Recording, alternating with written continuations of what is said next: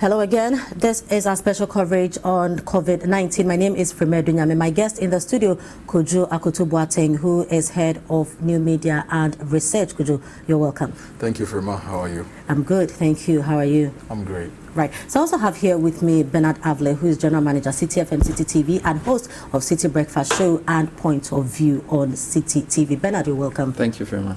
Right, quickly, Kojo, take us through the global figures. Where are we right now? Over 3 million. Are we getting to 4 million? We are close to 4 million. Globally, the number of confirmed cases is 3.965 million. So we are about 35,000 shy of the 4 million number. And the United States leads in the global count with 1.28 million cases. Spain is number 2, Italy number 3, United Kingdom number 4, Russia. You know, earlier this week we were saying we should be looking out for Russia and how their case count could go up. Russia is now behind the United Kingdom at number 5. France, Germany, Brazil, another country we said people should be looking out for. Brazil is now behind Germany at about number 7. So globally, that's how the case count looks like. Turkey is in there, Iran is also in there in that order. So that's the global number. We have 3.965 million cases. The city with the most cases is still the New York State, basically. If I say the state with the most cases, New York State, New Jersey follows, Massachusetts in the US also follows, Illinois with 73,000 cases, and Hubei in China, 68,000 cases. California and then Pennsylvania are the states with the most cases. Now, if you look at the number of people who have died globally, 275,000 people have died globally. And the US leads in that count with 77,000 people in the US dying from COVID-19. The United Kingdom is number 2, Italy number 3, Spain number 4, France number 5. So that is the count. Now, if you go to recoveries, we've seen 1.335 recoveries globally. The United States has 198,000 people who have recovered, almost 200,000 people. Germany is number 2 with 143,000 recoveries. Spain number 3 with 131,000 recoveries. Italy, 99,000 recoveries. And Turkey with 86,000 recoveries. So that's how the global numbers look like. If you look at the Africa, if you come down to Africa and you look at how the Africa CDC is reporting the cases, we have 57,000 cases in Africa so far, 57,746. So we are almost about hitting 60,000 cases in Africa. And 2,151 people have died from COVID-19 in Africa. We've seen 19,351 recoveries. So the recovery rate in Africa is quite high if you look at the numbers. And North Africa is still leading the case count in Africa. North Africa has the most cases, 20,600 cases, followed by the western part of Africa, 16,900, almost 17,000 cases. Southern Africa, 9,500 cases. East Africa, 5,600. And Central Africa, 5,200. But if you check the case count in Africa when it comes to the countries with the most cases, South Africa leads with 8,900 cases. And then Egypt has 8,500 cases. Then Morocco, 5,700 cases. Algeria, 5,400 cases. And then you come to Ghana with 4,000 cases. And Nigeria, 3,900 cases. So if you check Africa, 1, 2, 3, 4, 5. Ghana is 5th with the most confirmed cases in Africa. And if you look at our population compared to these other countries, it's quite a high number if you check according to the population number. So that's really how Africa is. We are still seeing Central Africa with Cameroon leading in Central Africa, DRC with 937 cases, and Gabon with 620 cases in Central Africa. So that's basically the Africa picture so far when it comes to COVID-19. So Ghana is 5th with the most cases. If we are ranking the countries with the most cases in Africa, Ghana is 5th South Africa, Egypt, Algeria, and then you get Ghana, Nigeria coming along. Right, so thank you very much. Could you, Bernard, do you want to add on to the global, or we should just come home? The African situation is... we now have to... Yeah, I think it's very interesting that when we started this thing in March, our figures were in the tens, whereas some of the countries he mentioned were already in the hundreds. Now we are the fifth. We have the fifth most cases on the continent. What does that mean? I don't know. We have to discuss that, because whether it means because we've tested so much, we are getting more people, that could be one reason. Whether we lifted our lockdown too early, I don't know. South Africa's lockdown started the same week as our lockdown. Yeah. They are still in lockdown, right? We removed our lockdown, I think 2.5 or 3 weeks ago. Yeah. We don't know whether it's because we lifted the lockdown, but certainly cases have not slowed down as we would have expected. We seem to have overtaken a lot of countries in terms of the case count, although our death toll is still very, very low. So I am, maybe if you give me time later we can get into that, but I just feel there's a lot of insight we require to understand this 4,000 thing. So let's just break it down and take it a step at a time. First and foremost, we thought we had reached our peak. When we had about 3,091, we saw that the increment was about over 500. And so we thought that was the highest we were going to be recording. Now, in 24 hours, we moved to almost 1,000, adding almost 1,000 to our figures. Where are these numbers coming from? What happened? Maybe Kojo can give us a breakdown of where they are coming from. Then we can discuss your question. So let's give a general breakdown for Ghana, where we are now. Now, total confirmed cases in Ghana, 4,012. We have 323 recoveries. 18 people have died. And the active cases being managed in Ghana are 3,671. If you check the regional breakdown, the Greater Accra region leads with 3,436 cases, followed by Ashanti region, then Eastern, Central, Western North, Western region, Volta, and the other regions follow. So far, Savannah, Bono East, and Ahafo have not recorded any cases. That's the update on Ghana. Now, what the explanation for the jump, as we've seen over the past 24 hours, is that we've recorded cases in a production facility, in an industrial facility. They tested 1,300 workers in that facility, and 533 of them confirmed positive. So that's one place within one industrial facility. That's the update on the Ghana Health Service. Let me read what they wrote. Between the last update on 4th May and the current update, a total of 921 additional cases have been recorded. Over 50% of these cases were as a result of an outbreak in an industrial facility with 1,300 workers, of which 533 have been confirmed positive over the same period.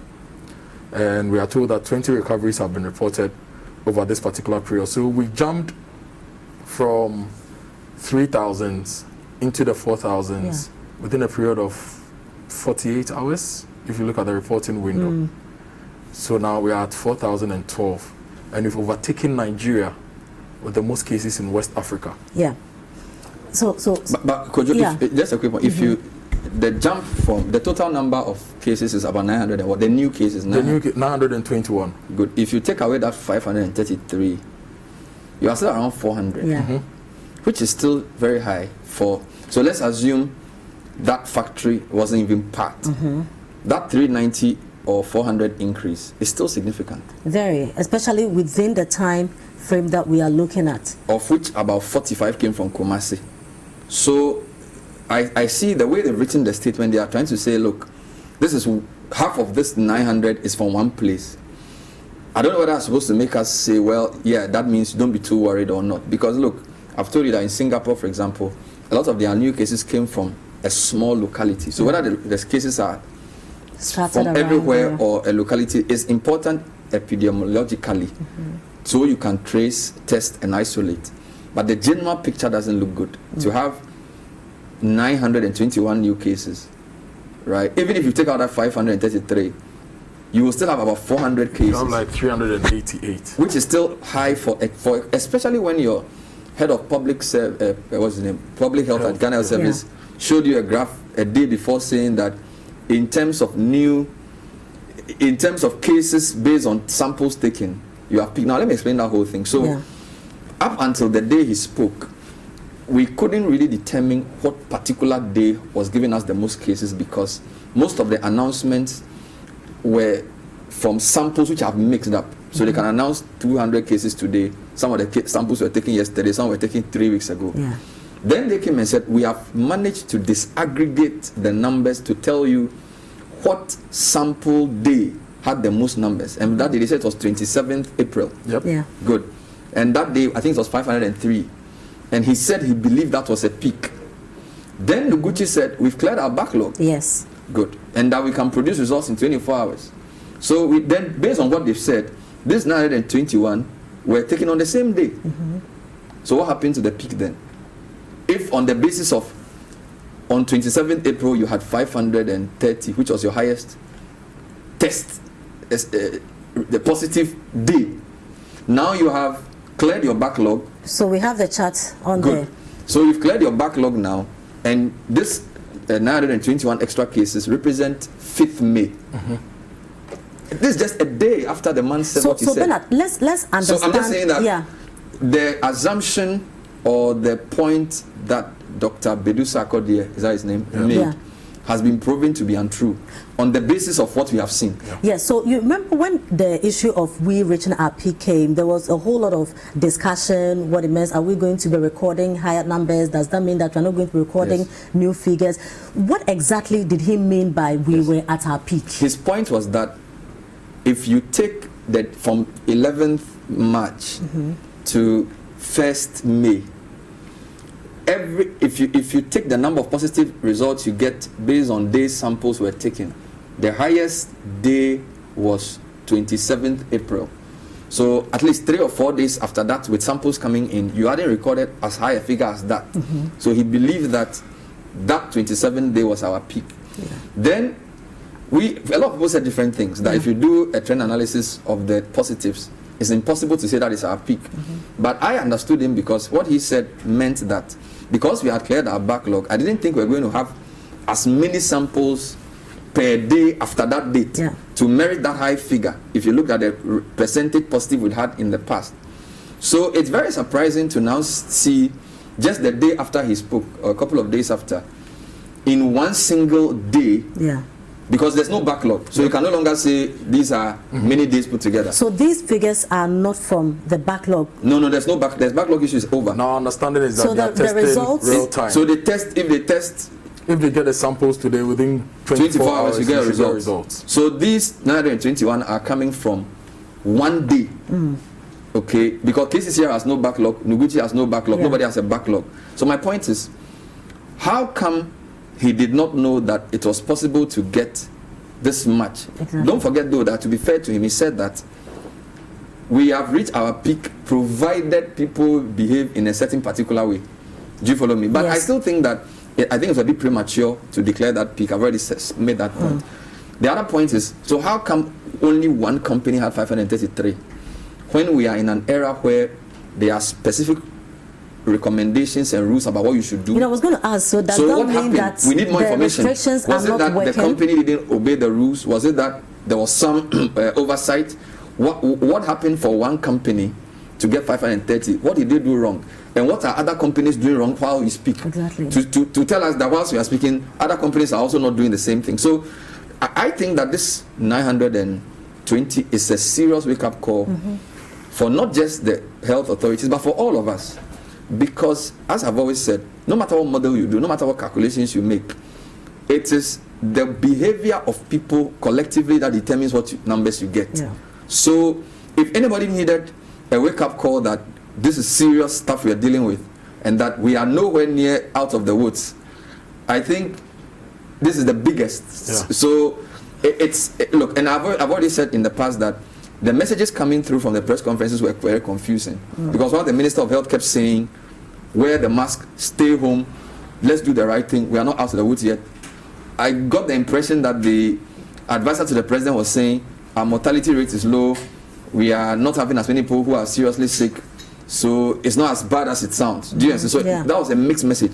I think now, with this 921 coming on the back of a supposed peak which never was, of course, we already discussed that peak couldn't have been a peak on the basis of a proper normal distribution curve, because what he showed us was a histogram. It's not the same as a curve. I don't want to confuse into that. My point is that, Frema, we have a very serious reminder that Corona is not joking. Although there are other things that can still make people feel less worried, okay? But to have 900 cases in a day is serious. Now, the other problem I have with our data set is a couple of things. In the latest announcement they made, we still don't have any recovery from the mandatory quarantine group, nor from the enhanced surveillance group. That is very worrying, because initially we thought, because the general surveillance people, some of them had their samples taken earlier, they would have written out the disease and therefore they've recovered.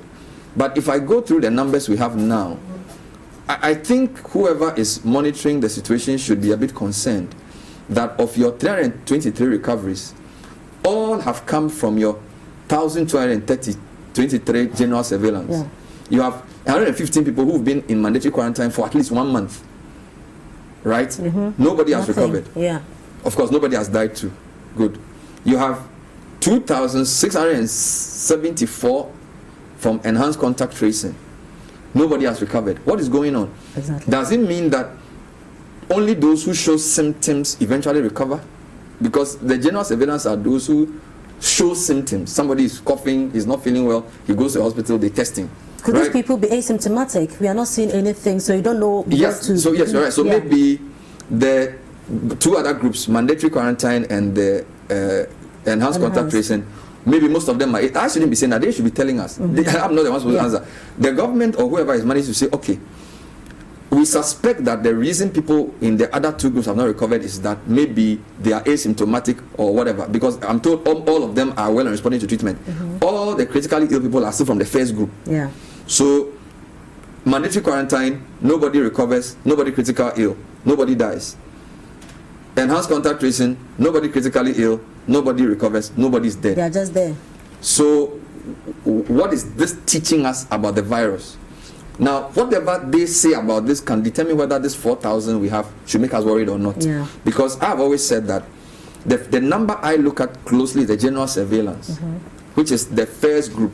But even with that group, Frema, our so-called positivity rate is going up in that group. If you take that group alone, from 22nd April, that group's positivity rate was 2.46. Then it went to 2.7, came down to 2.4, went to 2.7 again, got to 2.8.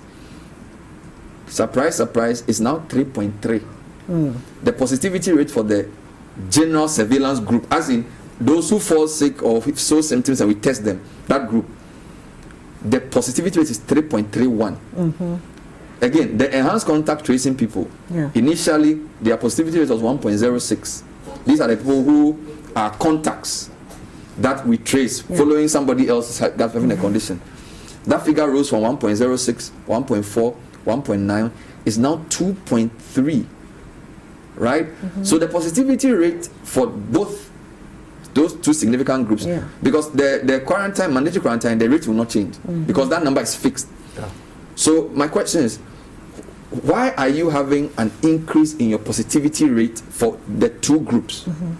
Okay, and not to overstretch it, to make it even more serious, we have calculated in our team what we call our crude R naught. Okay, and I know you know this, but let me just explain to the viewers. R naught is simply the number of people each infected person is likely to infect if nothing is done. Then there's something called R effective, which is because you've put in measures, the number of people the average person will infect because those measures are in. So for Ghana, we can call it an R effective. Fine. How do you calculate that? The people who you test under general surveillance are the people who show symptoms. So they are the people who, so you've had 1,223 people who are positive from that group. the people you test from the enhanced contact tracing, they didn't show any symptom, but because somebody or they have contacted somebody who has tested positive, you test them. Yeah. So it means that the ratio of the second group to the first group is crudely the number of people being infected by each single person. Do you understand me? Yeah. So if in your first group the number is 2, and in the second group the number is 8, it means that each person has affected 2 people. Yeah. Good. So you divide 8 by the 2. So our rough calculation of our R naught or R effective is also going up. Okay, and I'll just run through the figures. Maybe we'll put the graph up later. Yeah. When we started our calculation, that figure was around 1.4. That means that on average, each infected person was affecting 1.4 other people. Because on the 19th of April, the people from the enhanced contact tracing was 544, and those Nigerian surveillance was 383. That figure has grown steadily to 1.6, 1.7, 1.76, 1.79, 1.83, 2.15. Now, today, based on the figures we have, cases from enhanced contact tracing, 2674. Cases from general surveillance, 1223. Divide latter over former, 2.18. That means that your R is now more than 2. Yeah. So on average, everybody who gets the virus is affecting at least 2 people. The figure you need for this should be 1 or below. Yeah. If the figure is 1, it means that each person who gets the virus is infecting one person. So it means that the virus is moving in a lateral way. If the figure is below 1, it means that the cases are coming down. So once your figure is above 1, you are not in a good place. So for me, when you put all these numbers together, it's very clear that we are still not on top of this thing. Our crude R naught is 2.08. 2.18. Yeah, 2.18. If you currently it's 2.18, but if you do an average, yes, from the 19th all the way to the 8th, of course, it's 2.08. So it tells you that each person who gets each person is able to infect 2 other people. Yeah. That's the crude calculation. So what does that mean? Is it because all the restrictions we've put in place are not working? What exactly is the issue? How come we are not getting over this? It means we need to relook at our plans and our strategy and review. Okay. For example, Bernard was talking about the factory where 533 people confirmed positive.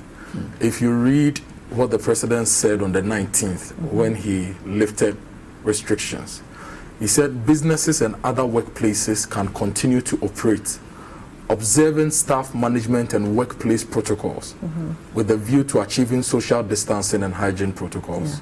Right. Beyond saying this, what structures were put in place to ensure that businesses that are opening and working are observing this?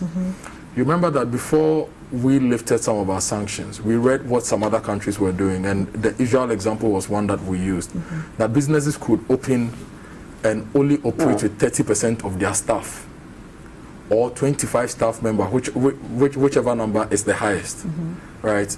Beyond the president saying this, who is checking what in the businesses? Now, if 1,000 people were checked in a certain factory, the questions we must ask ourselves: what is the total number of workers that that particular factory employs? Is it the number that we tested? Yeah. What is the percentage of that number to the total, compared to the total workforce? If it happens that the company employs, say, 10,000 people, and 1,000 people were working at that particular point, then we would say we can assume that maybe they were working with a reduced workforce and they were ensuring social distancing. But if you get the data and these numbers are close to the number of their regular staff strength, then maybe somebody didn't enforce social distancing and ensure that the right things are being done. Yeah. Aside that, when the president announced that we should wear nose masks, it took the Ghana Health Service 3 or so days to come with a directive on nose masks. Usually when the markets, when we said we should put structures in place, it took 2-3 days for those structures to be put in place. So the point I'm trying to make is that we need to look at the announcements, the strategies, when we announce them and when we implement them. We need to review the various things that we are doing. Because, look, we are dealing with a pandemic. Yeah. We are dealing with patients. We are dealing with people. If you say you are doing enhanced contact tracing, and you say you've put in place structures to prevent the spread, and we are still seeing higher numbers every day, you should be asking yourself what is happening. Because initially, what we were made to understand was, we are seeing these high numbers because we are testing more. Yeah. Right? But if you are testing more and the cases are not within the population, you are not going to see the numbers. So testing more is great to let us know the prevalence and the existence of the cases in our population. But it's also revealing that every other day when we test, every other day when results are put out, we see more cases. Yeah. So what could it means the measures are not working. You understand? The measures are not. So testing may be good to let us know that the person has the thing, but our measures that we put in place to reduce the number of people who will be interacting to get the virus don't seem to work. And I think during the second half we'll discuss. I just wanted to make a few other points. So for me, the issue of no recoveries from the other two groups should be of a big interest to the Ghana Health Service and the Ghana Medical Association. Because, you know, we need to know, for example, what treatment are they giving the people who are asymptomatic? Yeah. Could it be that, because don't forget, we've been told that for Ghana to be declared recovered, you need to have 2 consecutive negative tests within 24 hours. Clearly, there are people in those 2 groups who have been on, who have had COVID-19 positive for at least 1 month. Right? So we are looking at 6 weeks actually. Yes, some of them have gone, yes. So if for 6 weeks, and you are saying the person is mild or asymptomatic, yet the test result is not changing, what treatment are you giving them? Are you giving them the same? Now again, when I interviewed Mimi Dako, is that the name? FDA, Mimi Dako. I asked her, what is the medicine we are using for our people? And then she said, we are using hydroxychloroquine and azithromycin. Yeah. I wasn't minded to ask whether that's the same treatment we are giving for the asymptomatics. I probably should have asked. Yeah. So the question is, if that's the same treatment we are using, maybe this HCQ and AZT may be working for the people who are sick. But for those who are not sick and who are just, they may not be working to kill the virus. I don't know. I spoke to a pharmacist from Kolebu, part of the treatment team, and he said they have a wide range of drugs that they give depending on your condition. So my point is that, which is good, so that means that it may not even be the same treatment. Exactly. So after 6 weeks, somebody should be asking why all our recoveries are only coming from the first group. Whether we are missing a trick about the asymptomatics, that's a question that they need to address. Okay, then the other question about the factory Kojo raised was, for me, I think the information about the factory was very scanty, right? You don't need to mention the factory's name, but what kind of factory was it? Because it's important so that other companies like that, for example, was it a road, was it a Gary making factory, was it a mining company? Did they have social distancing? You see, because you said there are 1,000 people and you tested and 500 are positive. So if we have an idea of the kind of, don't forget that the first Eastern region cases were from a road construction company in a camp. Yeah. And based on that knowledge, they cordoned off the place and kept everybody in there. So what type of company in Ghana can have 1,000 people? 1,300 workers. How big is the space? Where was the first case found? What protocols are being enforced there? This is something that the public needs to know. Yeah. So that if I have a factory that has 1,000 people, I may probably want to shut it now because I don't know what method they were using. So to just say it was a factory with 1,000 people, and we know it's in Greater Accra because it's the Accra numbers that have gone up. Yeah. You haven't so and there's no, of course, there's no gold mining, but there can be queries. It could be anything. So I think we need, and this is not to say that the authorities don't know this, but you see, because everything that happens with this virus depends on us, not on the Ghana Health Service and the authorities. If we, as I was talking to you, we got 2 calls from to our newsroom today that there are funerals happening. They said one is happening at Amrahia, and that we should send our reporter to Amrahia. And the team said, well, imagine if you go to the funeral and they didn't beat you up with your camera. You see, because the government said we shouldn't do funeral. Why are they calling the radio and not calling the police? Exactly. Or does the police not have a right to stop the funeral? I don't understand. Why are people holding funerals in Amrahia? Amrahia is close to... Amrahia is it's one of the areas with the most cases. Yeah. Why are they holding a funeral on Saturday afternoon? You get me? So if the government or the authorities don't communicate to people the seriousness of what's going on, and people are having fear and they're calling me that I should leave my house and go and use a camera so that somebody will go and beat me up, I don't think I'm going to do that. But are we showing the right commitment? Do you see the commitment for government, in fighting this? Because if you take away the 533, from that company, we have over 400 people. These are normal people walking around, and we are always talking about people not observing the restrictions. And yet every day we come back, we talk, we are doing the same thing. At the press briefing, we hear the same thing, appealing to people. Do you see that commitment? Are we really making progress? And do we want to make progress? Before this 921 new cases, the highest new cases we had seen was 550. Yeah. And before that was the 403. And before that, the daily new cases really hovered around 120 to 200, 220. So you take the 533 out of the 921, you're looking at some 388. Okay. So this 388 shows that we are still in the trend of recording high cases between 400 and 500. And let me ask, are they like routine surveillance people who fall sick and they go? Do we have that breakdown? Yes, we have it. We have that breakdown. We have that breakdown. We have that breakdown. So, for example, the new cases that we got from yesterday, some of them are in the enhanced contact tracing. Okay. A lot of them are in the enhanced contact tracing. So my point is, even if we decide to forget about the factory, we are seeing 388 new cases. Let me just give you the figure. Yeah. 642 were from enhanced contact tracing. Okay. 279 were from general surveillance. Yeah. 642 enhanced contact tracing. And in fact, I can even help you here. See, if you look at your general surveillance increases, this will be your biggest increase in general surveillance jump. From the 19th of April, 383, 22nd of April, the increase was 55, 25th, 75, 28th, 196. So that seems to be the day they said we had the most cases, which was supposed to be our peak. The next announcement, 1st May, 25 more. The next announcement, 2nd May or 4th May, 185 more. The next announcement, 25 more. And then this one is 279 for general surveillance. So in fact, the general surveillance figure increase for this announcement is the highest since 19th April or so. And it's also, the percentage increase is plus 0.7. The enhanced contact tracing jump, again, this is the highest because from 19th April it was 544, 22nd April 182, 25th April 196, 28th April, the day Kojo spoke about, 328, the next day 70, the next announcement 365, the next announcement 7th 347, and then this one is 642.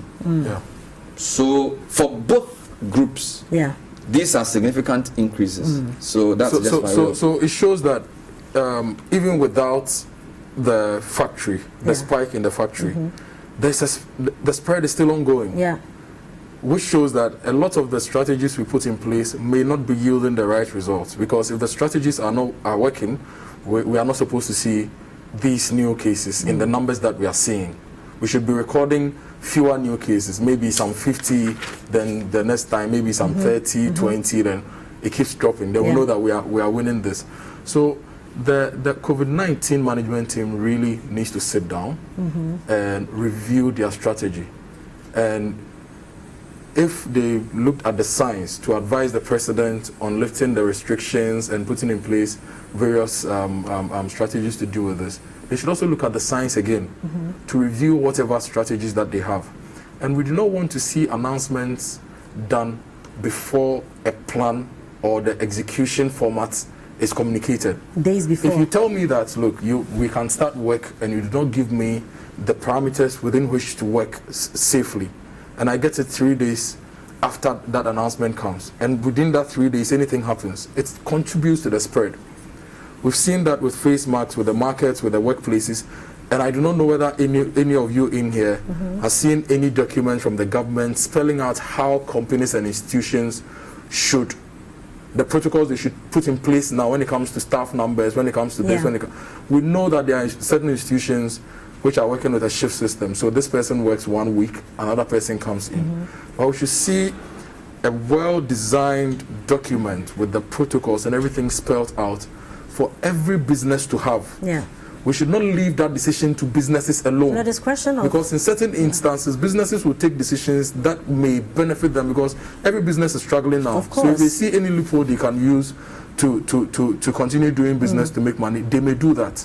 So we really need to look at those things and not leave those gaps that will put us in a difficult situation with our spread and the numbers. Right. So this is the special coverage on COVID-19. My name is Fremedu Nyame. My guest in the studio, Kojo Akoto Boateng and Bernard Avle. Now, tomorrow, Sunday, what's tomorrow's date? Tomorrow is 9th or 10th. Right. So tomorrow, 10th May 2020, officially a ban on public gathering and meetings, funerals. Bernard mentioned people have already lifted their own ban. Funerals, churches, schools, and tomorrow. Now, what is going to be happening, knowing what we know now? Bernard, so if you are Akufo-Addo, tomorrow, what will you be doing? Extending the ban or lifting it? So I think we need to look at the general situation in other parts of the world. So South Africa had their lockdown just around the time we did ours, and they are still in lockdown. Zimbabwe has a much lower COVID-19 number than ours. They are still in some lockdown. Kenya did a partial lockdown with a curfew, arrested over 400 people. Nigeria closed its borders, just began doing some easing of lockdown. Tanzania is also in lockdown. So my point is that there are a lot of countries in lockdown. When we lifted our lockdown, we were one of the earliest to have done so, because at the time we were ahead of most countries in our testing. Now, it's very clear that since we lifted the lockdown, the numbers have not come down. So the way we try to enforce the lockdown is not the way we are enforcing the ban in public gatherings. All right, the ban in public gatherings, which include funerals, conferences, events, churches, mosques, schools, and all those things. And then the additional policy of wearing of masks doesn't seem to have been also properly implemented. Don't forget that, as Kojo said, every time the president makes the announcement, it takes us 2 or 3 days for the local authorities to scramble to implement it. So he announces something, then you have the people rushing to go and now try and make it happen. Whether it's social distancing in markets, whether it's wearing of masks. Almost every time the president makes the announcement, and you have 2 or 3 days for the local authorities or the regional authorities or the enforcing authority give us the modus. So, and because the president didn't spell out the method for implementing the mask. So, for example, if does not wearing a mask merit an arrest, or it merits lashes, or it merits advice? We don't know. If you don't wear a mask, what law are you breaking, and what is it? Are you just being irresponsible or insensitive? Are you being recalcitrant? Do you get me? Yeah. I think we need to be very clear on why the cases are not going down, and based on the knowledge we have about the localities that the cases came from. If 500 of the 900 have come from one factory, then you can say that high density factories within certain parts of the country are high risk, and therefore they should be closed. Right? That's why we need that information. Again, geographically, even though we have a regional breakdown of these numbers, I think a more localized breakdown can help us, because the president told us that he would not hesitate to impose localized lockdowns if it's necessary. If your spike is in, say, Ayawaso, West Wuogon, or Adenta, you could decide that those places could be hemmed in while you test everybody there. Do you follow me? So, for me, the insight they glean from the nature of the spread and the source of the spread should inform where we should go. Now, I do know that in our news there's been reports about the churches and other people saying they are laying out plans that will ensure social distancing within the churches, so they should open the churches and things. For me, I think we need a clear understanding of why the numbers have not come down and the source of those numbers before we can modify positively So positive modification means you are lowering it. Before you can modify positively any of our strategies. So because every time you come to make an announcement, not only have cases gone up, the rate, your positivity rate, you see, you are not even just looking at a number. Your rate of positive for general surveillance has gone up. Rate of positive for enhanced contact tracing has gone up. Your R not. When we asked Dr. Kumi Abuaji about his basic reproductive number, he said it was around 1.9 to 2 point something. And then he said, oh, but that number is below the average that we want. Now I'm asking myself, how can an R of 1.9 or 2 be below any average? Which average? Do you get me? So if he's going to use those numbers, clearly we have to ride out the ban until something changes, because none of the numbers show me that we are winning. You get me? Even your peak has been debunked by the 900. Your R naught, which you have not shown us, but which you have admitted is more than 1. He said it's 1.92. You can't stop. Your general surveillance positivity rate is going up. Your enhanced contact tracing positivity rate is going up. All the numbers that you can use. So how is he going to tell the president that you can open the church or the mosque or the school? What's the basis for that? Because people who are living in Accra, where we are supposed to have the most cases, are behaving as if they are living in Bono East, where they don't have any case. You get me? So I think there must be more clarity on what the restriction means and how it should be implemented. Because it looks like we are advising some people, we are arresting some people, we are letting some people do press-ups. There must be clarity on this mask issue. They told us we'll give 3 million masks. We don't know where those masks are. So for me, it's becoming, and the other wild part is that now the police has also joined. So Mahama is saying that 900 means that, oh, the thing is not working. So now when politics comes in, these guys are also going to say, well, we are also winning. Do you follow me? So now it's even worse than previously. So now Minority held a press conference. They've added their own. Mahama added, Baumi has responded. So now not only are we dealing with epidemiology and statistics, now you're dealing with politics too. So I'm very concerned about the announcement he's going to make. Is it tomorrow? Tomorrow. How long can we stay? You know, I mean, this is going up, but life must also go on. Where do we stand, and how do we rally around this?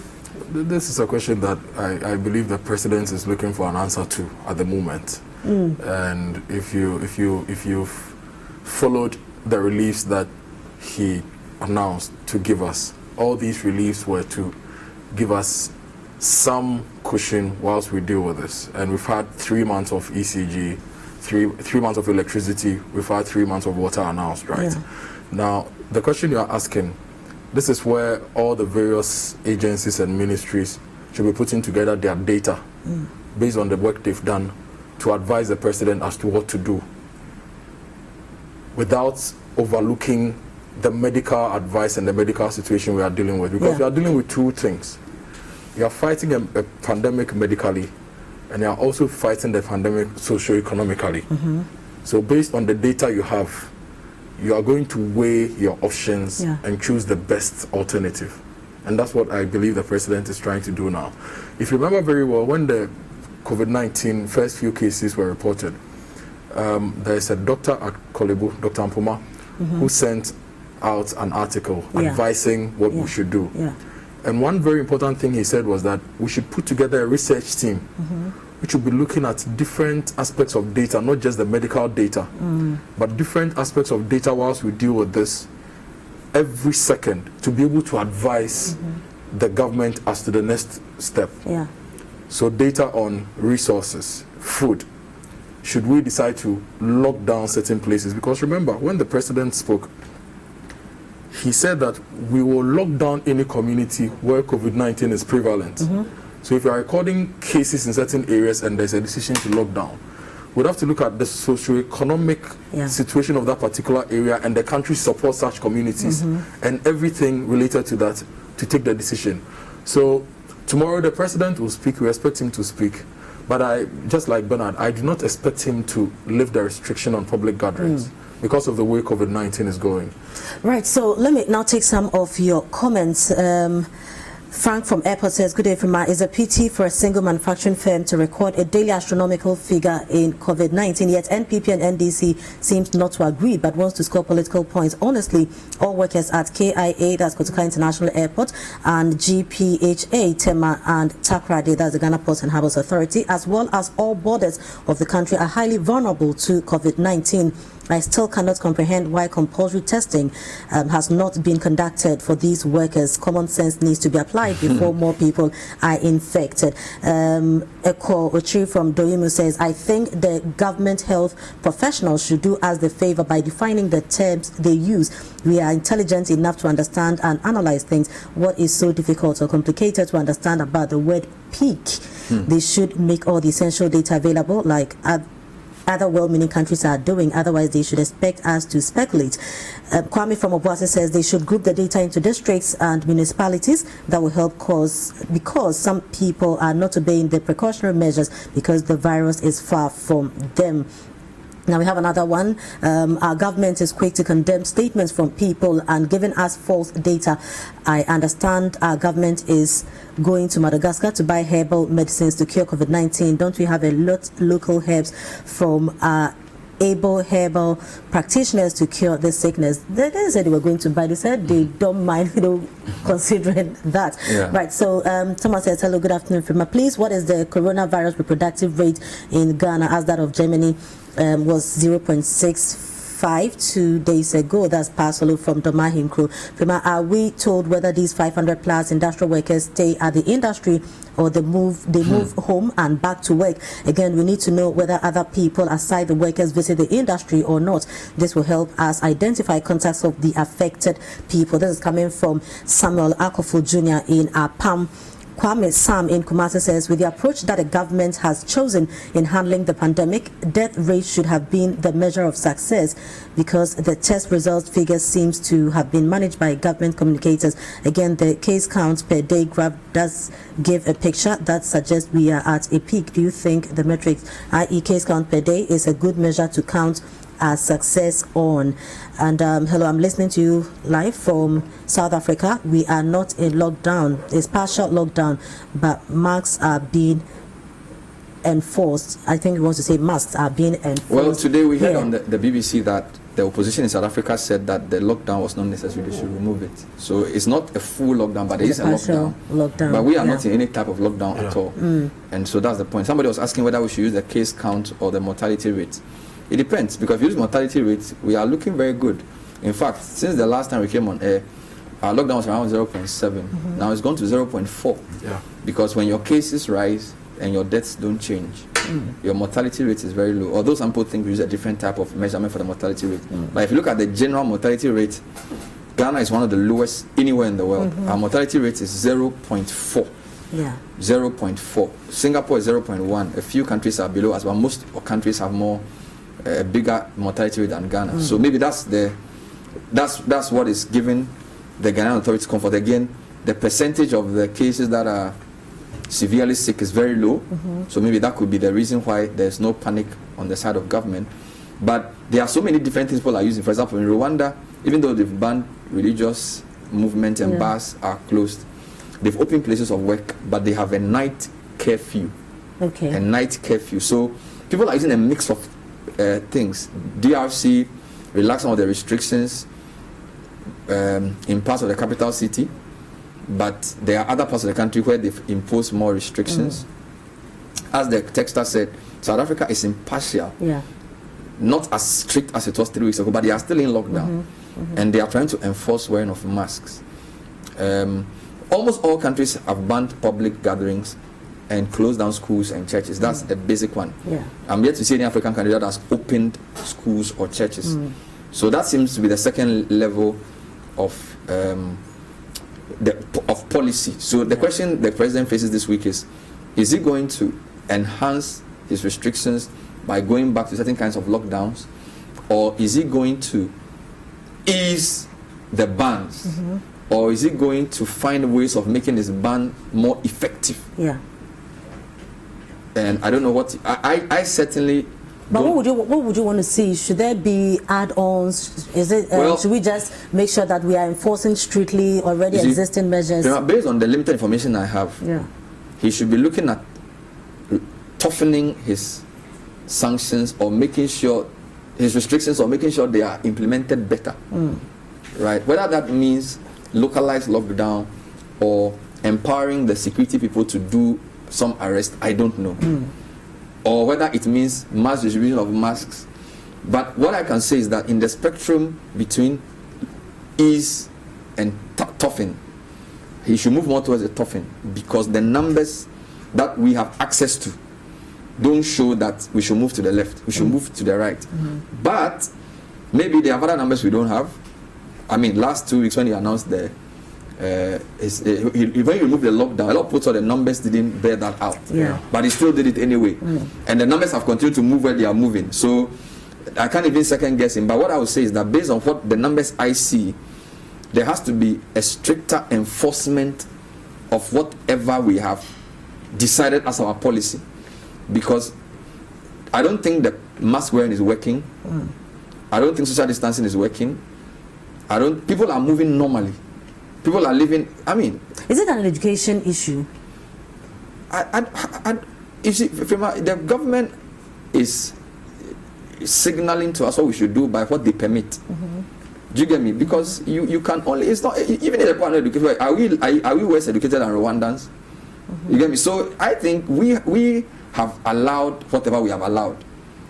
Are you saying that the people who don't have food to eat during a lockdown, they are only in Ghana and they in Zimbabwe too? You get me? So every country and what method they want to use. Now we know our people, and we know that the way they live, if you don't do certain things, they will not obey. So based on that knowledge that we have, we should use that to advise what policy we use and how to implement it. But clearly the numbers don't show that we are winning the war. So that I think that whatever he does, he should be guided by the numbers. And if he's guided by the numbers, he has to be firmer and more and tougher. What do you think, Uju? A law without enforcement is just an advice. And are we a people who take advice? We do not. We do not, based on what we are seeing now. And if you are putting any structure in place as well, like I was saying earlier, you should put in place the mechanics, how that should work. You should specify it based on the advice and the intel that you get, and then you enforce it. But a lot of the things we've seen were announced, and later we got some kind of explanatory notes to some of the announcements. And then we saw some kind of enforcement in certain places. But I believe that the restrictions we have, or the strategies we've put in place now, we should look at some of them and make some of them clearer by putting in place mechanisms or mechanics for having that strategy to work, and then we enforce. Look, step out right now and go to the main street, the Kwame Nkrumah Avenue, Kojo Thompson Street. Out of every 10 people you see, only about 2 or 3 will have face masks. But we've directed that do not go out with a face mask. Without a face mask. Now, after that directive, the FDA released the standards for face masks. The Ghana Health Service also did same. And people are selling all kinds of face masks, you know, they're just one layer face masks on the streets. And then the education began, so at least the quality or the type of face masks we should have was there. How we should wear them is there. But who is enforcing the wearing of face masks of people going out? In the initial stages, churches were a bit strict. We will not let you enter the church without a face mask. But go out right now, you see churches with people in them without face masks, because the police were around to ensure that churches were ensuring social distancing and ensuring that people wore their face masks. They are no longer there. So we are not seeing the enforcement bit to this whole thing. So aside the fact that some of the directives are given without proper mechanics, we're also not seeing enforcement backing the directives to ensure we do the right thing. So somebody can organize his birthday party and invite people, and they have a party now. Somebody is having a funeral somewhere because nobody is enforcing it. Should we bring in the military? Would that work? The questions you're asking, we can't answer because... because we're having a certain conversation and looking at how things, should be, because it looks like we've tried everything. We are doing everything. But we haven't enforced what we have recommended. We have just recommended it. We have not enforced it. If you would look at it properly, after we lifted the lockdown, a lot of people felt that Corona is gone. And so people are back on the streets doing whatever they want to do. But you realize that when the lockdown was in place and people saw policemen around, military people around, they had a sense of some responsibility, thinking that we are being watched, you will not be allowed to do this. But now it looks like nothing is going on. Yeah, if I have a chart in front of me showing the dates that African countries eased their lockdowns. And if you look at it, Ghana and Burkina Faso are one of the first 2 countries to ease their lockdowns on 21st April. Then you had Gabon using their lockdown 22nd April. Yeah. And then you had South Africa 29th, 30th April, eased it a bit. And then Nigeria wants to ease it this week. So we seem to have gone ahead in both closing our borders, in testing, in imposing lockdown, and also in easing. So sometimes those who go ahead have a lot more to deal with than those who start later. Yeah. So I'm sure tomorrow there'll be more time to look into the options open to the president and what will be done. But I just want to say to Ghanaians that Corona will not go without our cooperation. So it's actually all of us our responsibility. Yeah. Whatever the president does, you and I are part of what happens. That's why we keep on wearing the masks. That's why we keep telling people, if you don't have anything to do in town, stay home. Okay, because the more you move, the more you move the virus. Yeah. And that's what we want to stop. So let's not reduce. Something funny I found? Yeah. When you go on the Ghana Health Service website, if you go into the recommendations, you have 20 seconds of behavior, they don't even have wearing of masks. That was quite interesting. So that somebody needs to update that information on that website, because if you look at the things they point out that you should do, I didn't see. Okay, now it's there. It's there now. If you have to leave home. The first time I saw it, it wasn't there. Okay, right. So thank you very much, Bernard. Thank you very much, Kuju. And this is where we wrap up. So our case count now stands at 4,012. So the government can put down all the restrictions and bring the enforcement, but know that safety, your safety first and foremost, the messages, and also being our guest today. My name is Fremedu Nyame. Stay safe and take very good care of yourself. Tomorrow, you will know what is going to be happening. Are we going on with a ban on public gathering, or is going to be lifted? We wait to see. Have a great day.